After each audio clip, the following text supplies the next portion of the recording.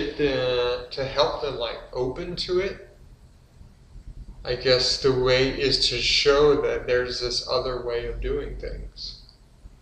That like this person has healthy relationships and they seem really happy and they look good, and so there must be something to that.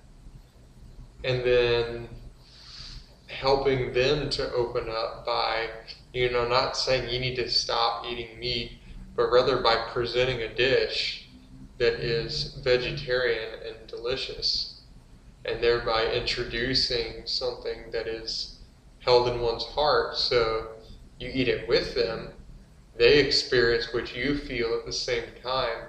That empathic connection creates the shared experience, and then they can grow from that and continue to kind of go in that direction, provided okay, so you really see this as a dietary thing, and people's emotional, I mean, that's really more where you're coming from, or that dietary, body, it's all connected.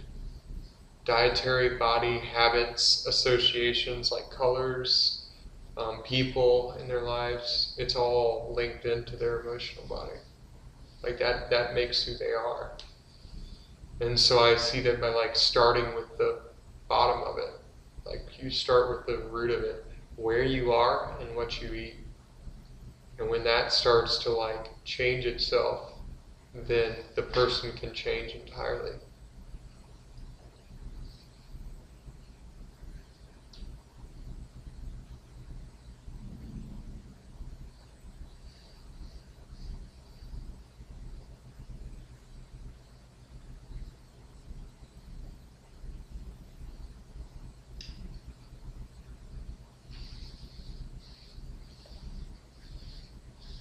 So that feels pretty solid.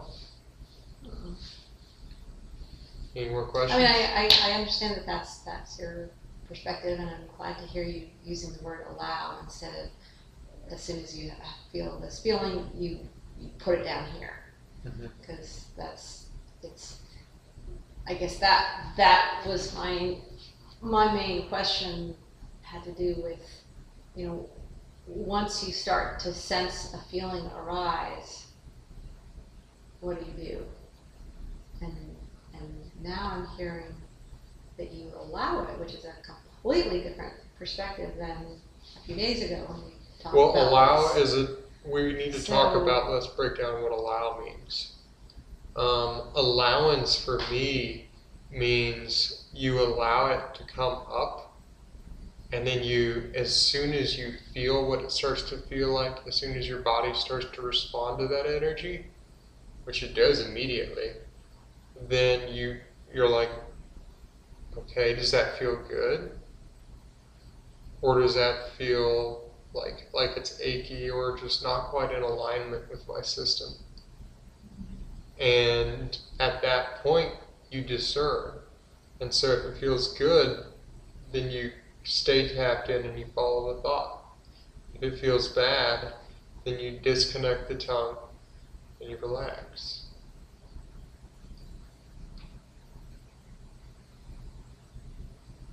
And you go into a state of no mind.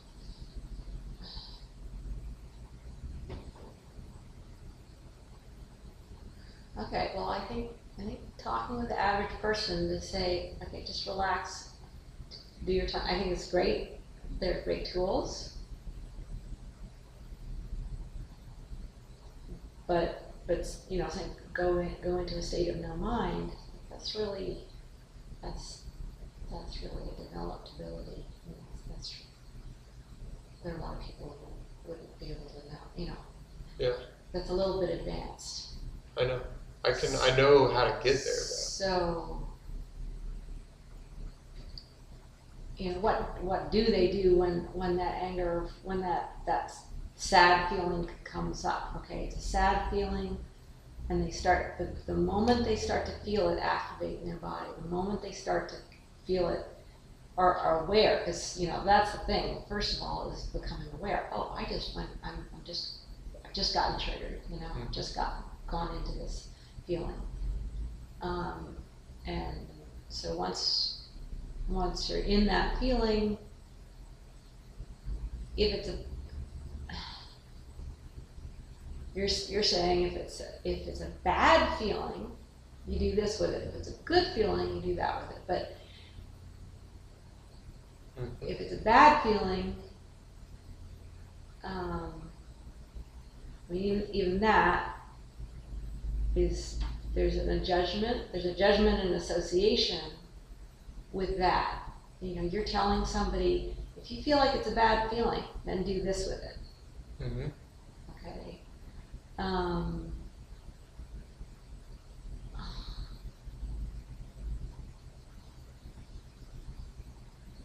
If it prevents a flow, then it's a bad feeling. If it cuts you off from your full comfortable being, then it's a bad feeling.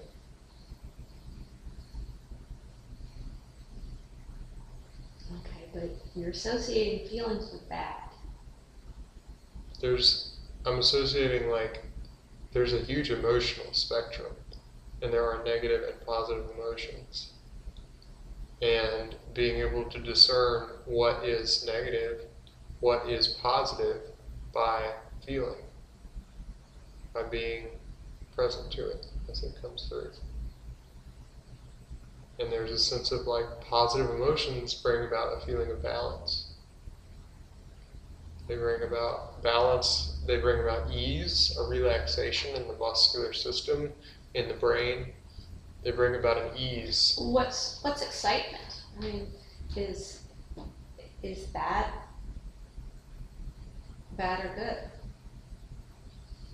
I mean, excitement manifests differently. Some people get excited by seeing people trampled and beat.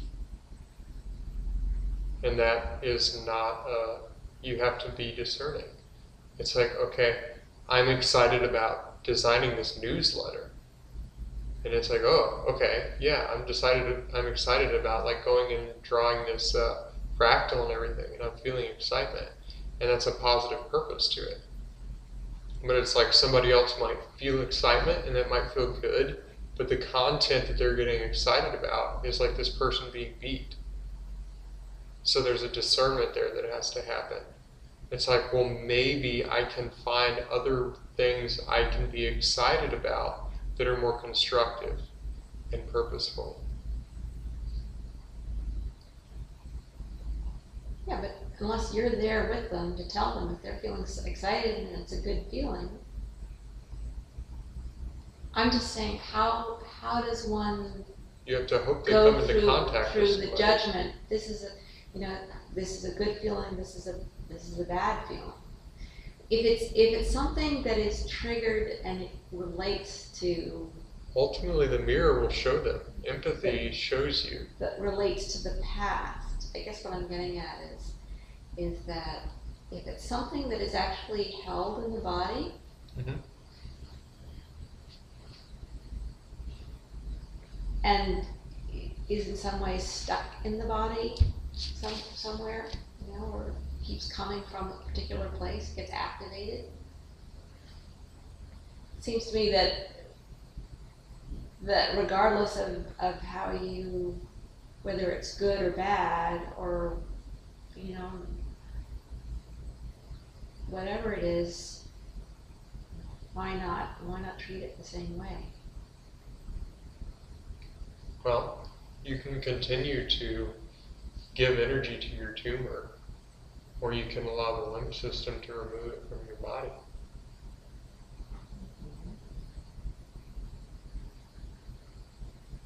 But and notice I said give energy to your tumor. That's like an active, and then allow the lymph system to remove it from your body. There's a yin, a passivity there.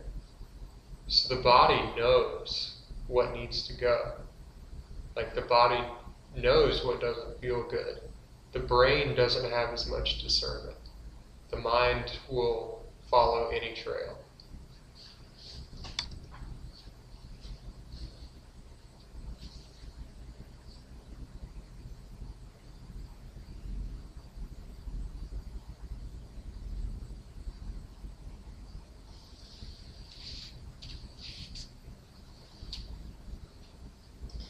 So